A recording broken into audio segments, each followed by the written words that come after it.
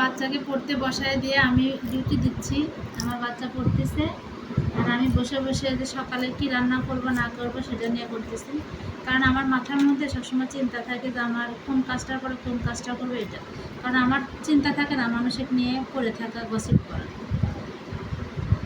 আমি নাকি হচ্ছে কি বলবো, আমার আত্মীয় স্বজন নাকি মানে ভালো ব্যবহার করি না, আত্মীয় স্বজনের সাথে আমি নাকি খারাপ, মানুষের নিয়ে গসিপ করে। আমার শ্বশুরবাড়ির আত্মীয় স্বজন সবাই নাকি জানে যে আমি খুবই খারাপ।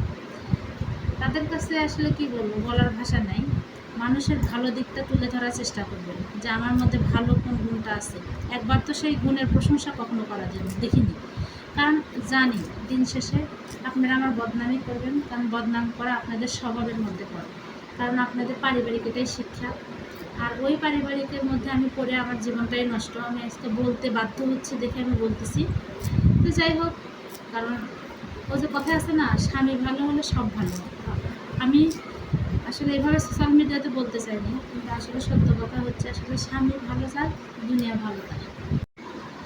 আমার স্বামী আসলে মানুষকে কথা বলতে মানে বাধ্য করে, মানে প্রশ্রয় দেয়। এই জন্য আমাকে অনেকে অনেক কথা শোনাতে খুব মানে শান্তি পায়। তো তাদের উদ্দেশ্যে বলবো যে আপনারা আসলে রিয়ালাইজ করে দেখেন যে আসলে আমি কেমন। আমাকে নিয়ে আসলে এত কিছু বলার দরকার নেই। 16 বছর পার করছি, আমিও জানি যে আমাকে কেমন, কে কোন দৃষ্টিতে দেখে, কে কেমন ভালোবাসে, কে আমার আড়ালে গসিপ করে, আমার এটা জানা আছে। আজকে আসলে সেটাই বলতেছি, আমার সাথে লাগতে আসেন না কেউ।